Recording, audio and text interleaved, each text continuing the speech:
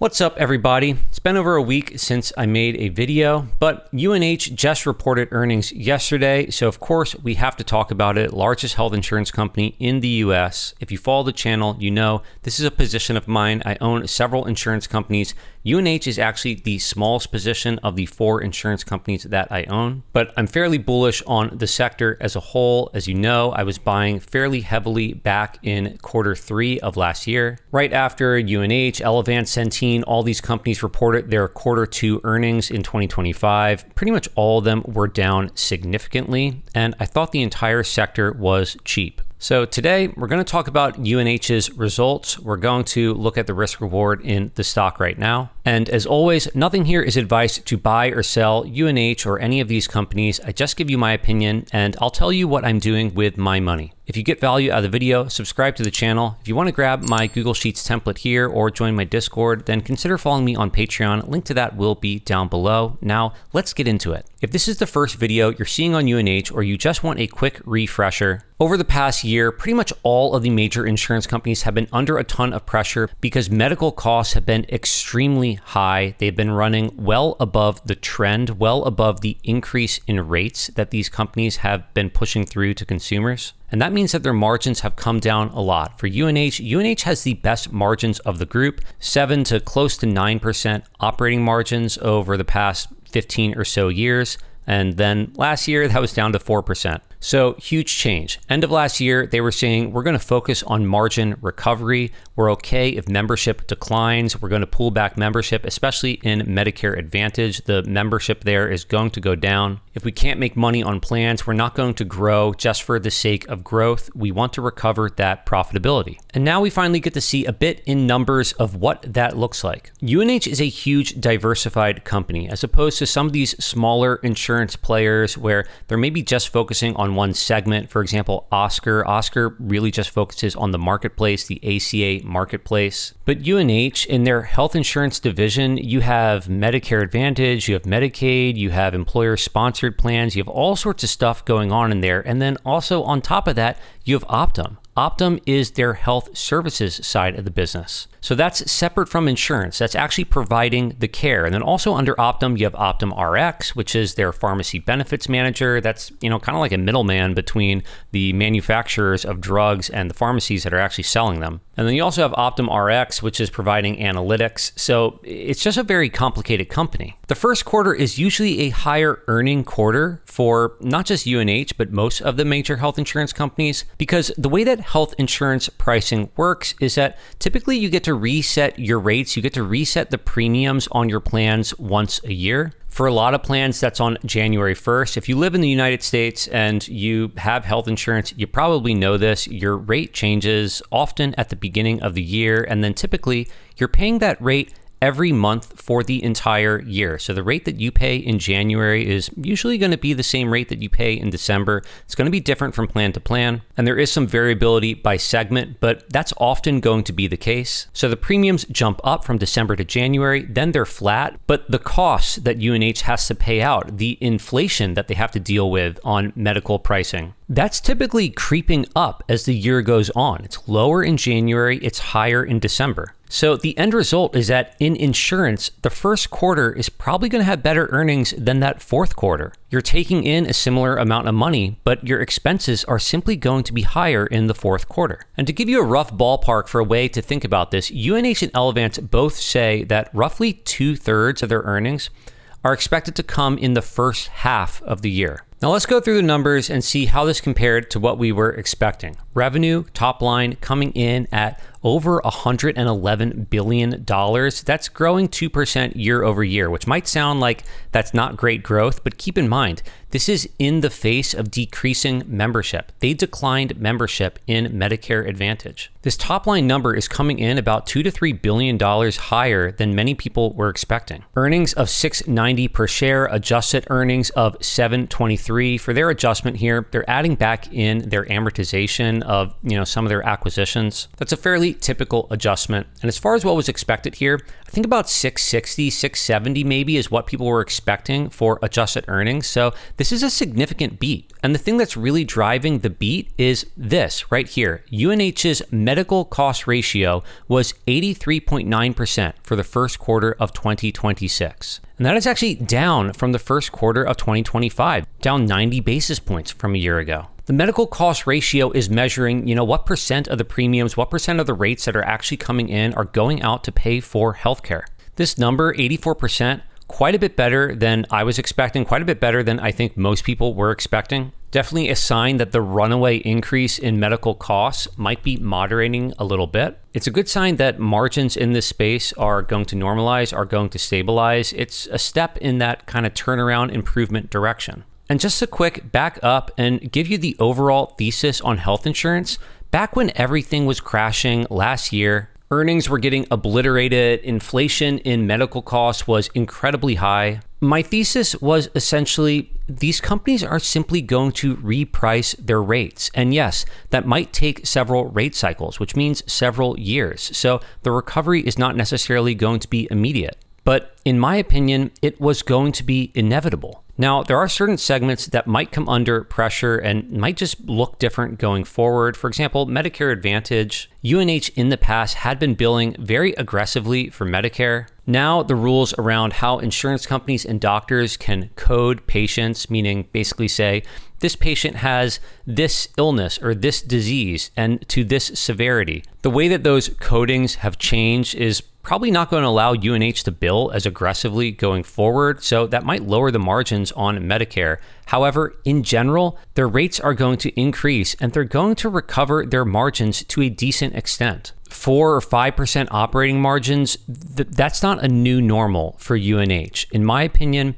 they're going to get back to at least the 7% margins that they were seeing before. And with the exception of last year, 7% is essentially the lowest their margins have been in 15 years. And frankly, this quarter, the results that they're reporting here, this is really the first time we're seeing in the numbers that I think that thesis is playing out. You're not going to have, 8% operating margins in 2026, but they're on the way to margin recovery here. They increased their full year guidance. Now they're saying adjusted earnings per share of greater than $18.25 for the full year. Again, this quarter was $7.23, so roughly 40-ish% of what they're saying is going to be for the full year. That's because earnings for these insurance companies are front-weighted, as we already talked about. They sold out of Optum UK. They've also sold out of some other international businesses recently. Last year, they sold out of some stuff in South America. So now they're almost entirely focused on the US here. Very simply here, you can see revenue up a little bit year over year, down quarter over quarter. And that's because even though rates increased, membership declined. That was expected. They've already talked about this, how they're getting out of plans that they don't think are profitable, and earnings have been roughly flat year over year. We see by the end of 2025, in that fourth quarter, earnings were basically nothing. And over 2026, earnings are going to go down quarter over quarter as well. But at least right now, it seems that the trend in medical costs is a little more favorable. They had an absolutely massive amount of cash flow in the quarter, by the way, as well. $8.9 billion in cash flow from operations. They're saying they're going to use some of that to buy back their stock in the second quarter. Basically, they're saying all the right things. Everything was pretty much a little bit better than you might have thought. As far as membership, employer-sponsored plans, individual plans, those were up slightly in membership, while Medicare, Medicaid, those are down. This is part of their effort to focus on profitability. Optum, again, this is the health services side, their pharmacy benefits manager, as well as Optum Insights. This performed better than people were expecting. $3.3 billion in earnings from operation was a significant beat. The end result is pretty much everything a little bit better than you might have thought. They're delivering on the recovery story. Balance sheet also looking, a little bit better than it did a year ago. Nothing crazy. Debt down a little bit. Their assets, their bond portfolio up slightly. It's just a good, solid quarter. And the market reacted by the stock being up now roughly 10% from where it was before the earnings report, 13% over the last 5 days. In fact, if you recall, back in January, they had a couple of things of bad news right in a row. There was news that the rates for 2027 in Medicare were going to be essentially flat. Rates were not going to increase in Medicare for 2027, and then they reported earnings, and the earnings and the guidance weren't that great. The stock dropped significantly from right before those earnings to the end of March, which was kind of the bottom here. They were down about 26%. There are a number of people who are saying that the health insurance companies are broken and that these business models are uninvestable right now. And now, just a month after the end of March, we're back to right where we were before all that news took place. For me, I did nothing with my shares during this time. I didn't buy on this dip. I didn't sell. I built my position in UNH again in July, August of last year, and I've just held the entire time. This is only roughly maybe 2.5% of my portfolio. Again, not as large of a holding as some other insurance companies. I simply thought the risk reward looked a little bit better on the other players, but the entire sector was so cheap that I simply just wanted to be involved in the recovery. So I own 4 names here: UNH, Elevance, Molina, and Centene. Molina, I was buying particularly aggressively in the first quarter of this year. I've made several videos about the stock on YouTube. After their first quarter results, Molina briefly dipped below 120. And while this may be an ugly year for Molina earnings, I think buying Molina at 120 is just a no-brainer. Not a recommendation for you to buy. I just tell you what I'm doing with my money. And for me, when Molina was in the 120s, I was buying aggressively. And before we head over to our sheet and see what we think the risk reward looks like on UNH right now, I just want to take a look at what insiders have been doing with UNH stock. And we see that when the new CEO came in, Stephen Hemsley, he's kind of the new CEO. He sort of was the old CEO, considering he used to run this company and he came back to, oversee this turnaround here. He is very heavily aligned with shareholders. He also bought a number of shares when he came on. Also, the CFO owns a large number of shares. And while insiders have been selling throughout the past 5 years, over the past year, basically no sales. This one here is someone selling 27 shares. I'm not even going to count that. There's only one other sale. It's in June, and it is the CEO of Optum who reduced their position by 5%. I wouldn't make a decision about whether to buy or sell a stock just based on what insiders are doing. It's simply one piece of the story. But for UNH, I would say that in general, the insider activity is positive.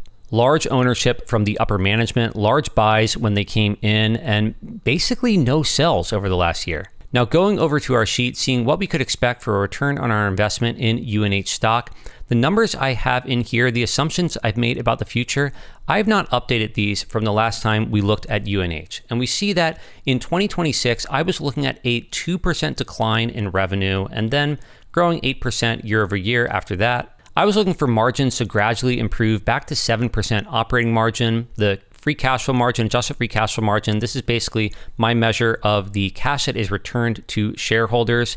I was looking for that to be pretty low in 2026 and then gradually increase back up. And I was only giving them a 12 times terminal multiple. I thought these assumptions were maybe a little bit on the conservative side at the time, but especially after this earnings report, it seems that all of these assumptions are probably a little bit on the low side. I think it's more realistic to think that revenue for the year is going to be flat to very low single-digit growth. And I think operating margins recovering to more like 7 to 7.5% might be more realistic, but I'm going to leave that just at 7. I'm going to change this revenue number to just flat for the year. I think I'll leave the other numbers as they are, even though you could put in more aggressive assumptions. And I'm looking at a 13% annualized return on this stock and 80% total return over 5 years. My bear case now, I think, is quite pessimistic. That was looking at a 2% decline in revenue for this year, then only growing just a hair over inflation after that, with operating margins just getting back to 6%. This is essentially a new normal assumption where they never get back to those 7% margins that they saw for a while, for years and years. You have no free cash flow returned to shareholders at all this year, very little after that as well, and I'm only giving them a 9 times multiple. On top of that, I also have a $10 billion penalty in here for the DOJ investigation into UNH.